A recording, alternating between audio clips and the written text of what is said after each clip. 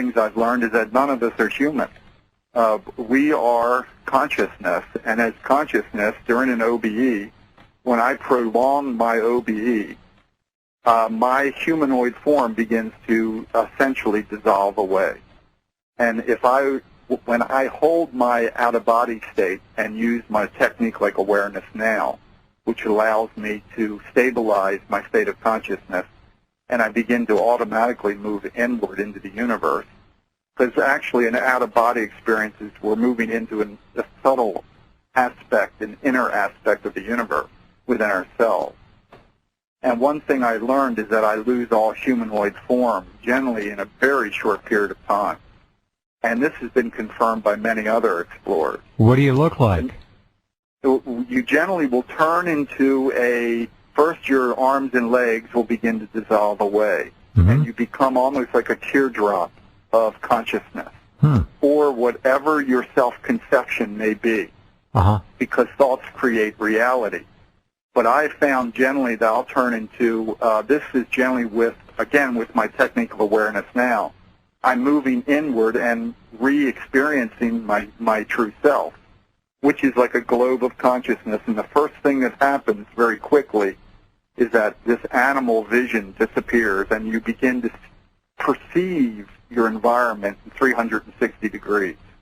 That's when you know that you've connected or reconnected with your true self. Okay. Got it. All right. Many more questions for William Buhlman as we continue. He's got a great website. Do drop by. Just click on his name at Rense.com and stop in. We'll be right back with Bill in just a couple.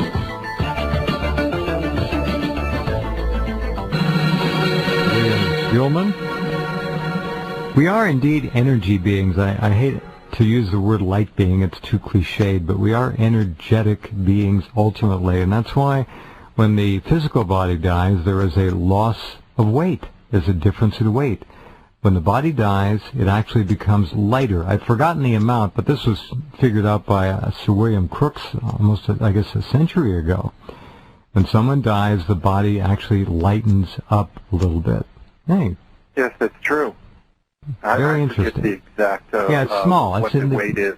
Yeah, milligrams or something, but there's an absolute difference in weight, and that's the electrical energy leaving the body and going on to do what it wants to do, and looking down from above and all the rest of it.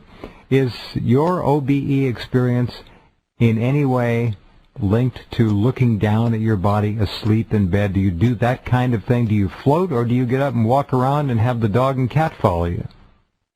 I've had every kind of imaginable experience over the last 38 years. I think probably more than I often lift out and then just will myself to the door. I think I always have a goal, door now or something.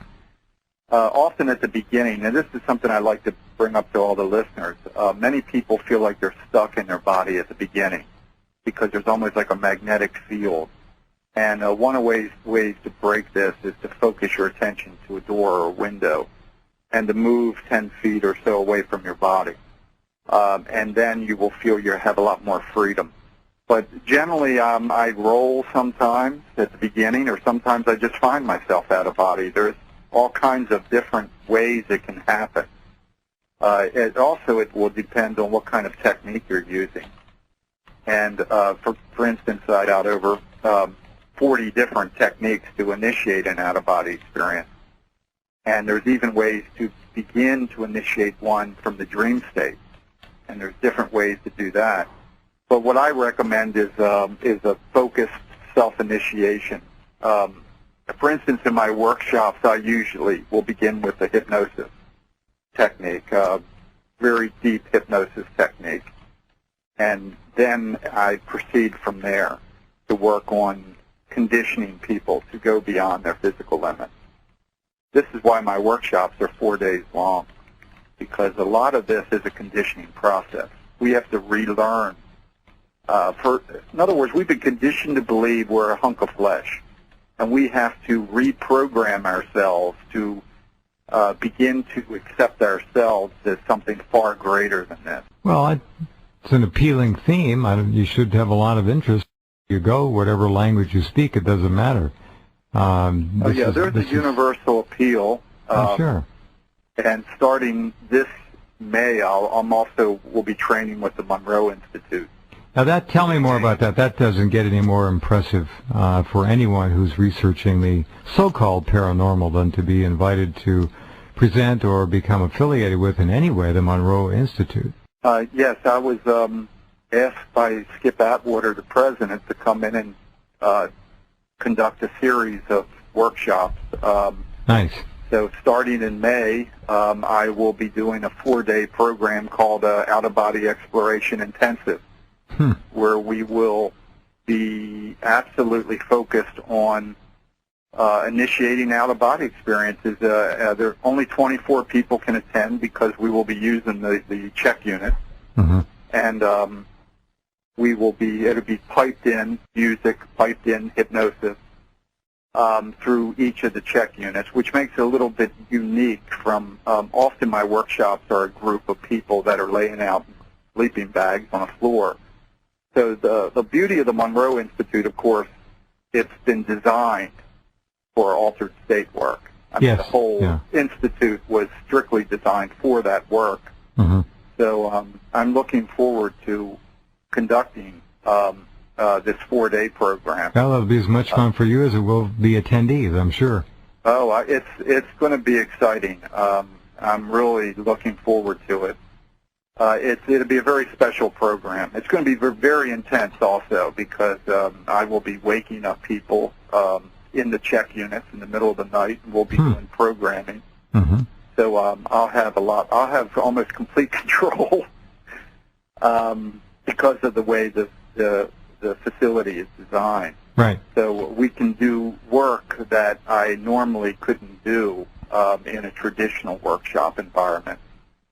Okay. So there's a lot of exciting things going on. Yeah, that's great. How do we? Where can people find out about this? Just go to your website, obviously, I guess. Sure. Yeah, they can go to astralinfo.org. Has my events on it. I'll be doing one in Sedona in about 10 days. A 3-day workshop. Or they can also go to the Monroe Institute and click on weekend workshops. But probably the best information is on my site, astralinfo.org. Right. I'll go into exactly the techniques, what to expect when you start, what to bring. You know,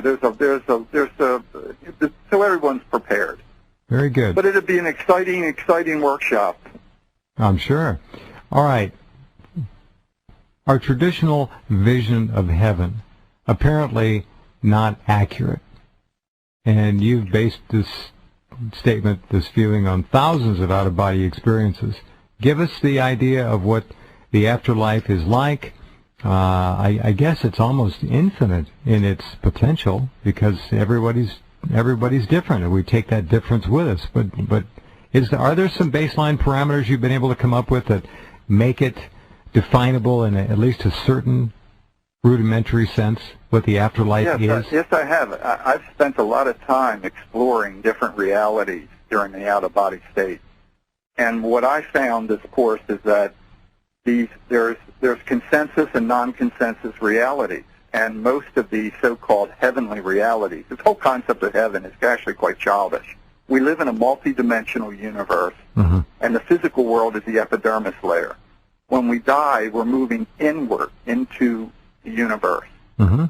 And that is where the true universe is. I mean, that's the physical universe we see around us is just like the thin outer crust. Right. And when we die, or when we have an out-of-body experience or near-death experience, we're moving inward.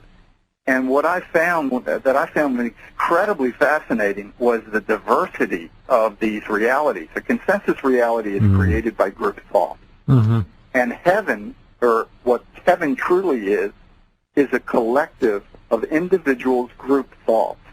And they actually build, maintain, and sustain their own individual realities that in their own way, their own heaven.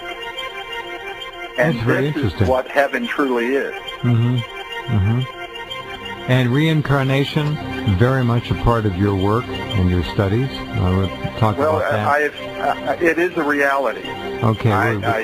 Let's touch on that in just a minute, if we can. Good. All right. Well, that'll be fascinating to a lot of people who have been looking for some kind of new confirmation and who don't know your work. So we'll talk to Bill about reincarnation as well. And the idea of perhaps meeting loved ones who have passed on to the greater universe during these out-of-body experiences is also something we'll touch upon in just a few minutes with William Buhlman after this.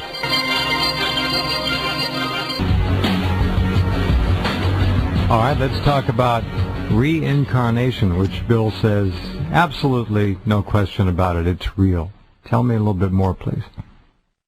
Well, one of the advantages of self-initiated out-of-body exploration is that you can explore and confirm these, what many people believe is just a concept. So you can prove it to yourself. I've had multiple experiences, probably well over 50, that were out-of-body experiences that connected me with past lives. And matter of fact, in one, I've had multiple of the same event where I was a German soldier during World War II. Mm-hmm. And it's just a paradigm changer. You find yourself literally living in a past life, and you're there. You're a participant. It's not just a visual thing like a regression is. So you're feeling, you're smelling, you're sensing. You're there. 360. I found myself riding in a tank. I mean, I was a tank commander in World War II destroying Warsaw, Poland. And it was shocking. I mean, it was shockingly real. Mm-hmm. You're suddenly there, 100% there. As a matter of fact, it's so shocking that many people can't handle it because there's this incredible transition. Sure. Suddenly you're in your bed to suddenly you're doing these events in another time and space. Mm-hmm. And it just is a huge wake-up call. I was not, by the way, I was not a believer in any of this back in the early 70s. I as you know, I wrote an entire chapter on quantum physics and its relationship to metaphysics and adventures beyond the body. Mm-hmm. I was not a believer at all. I had to prove to myself that this was real. And that's the beauty of this. There's no belief system. Have the experiences, learn how to induce the experiences, and then prove it to yourself. And that's what makes this so darn exciting. It's a potential that the controllers would rather we not indulge in en masse, I'm sure. All right. Face-to-face meetings with loved ones who have passed into the, more friendly confines of the real universe. How about that? This is a very common experiences, and it's often why people want to learn how to induce out-of-body experience, because they want to reconnect with their loved ones and just have a final goodbye or whatever it may be. I've had several contacts with my mother, with my uncle, and it's face-to-face. It's one of those it's shockingly real. One of the things I like to share with your audience is that, for instance, I'll give you just a quick story. My mother, when she passed, was in her 70s and overweight. But when I met her, after her death, she was a young, vibrant, I would say 22-year-old. I mean, thin, energetic. What I found to be amazing is that when people die, people will revert back to the energy form that they perceive themselves in their very peak. Got it. Because your own self-concept is creating your energy body. Mm-hmm. That is what people will actually. You take on the form that you perceive yourself. There you go. Yeah, absolutely. Did she say, "Hi, William, I haven't had you yet, but I expect to have you at some point"? In other words, did you meet her before she had you? No. This was after the fact. Okay. All right. No, this was after. And matter of fact, the book I'm writing now, I'm adding a segment about this. But it was for me, it was a life changer. Oh, I'd because say. she was standing right in front of me and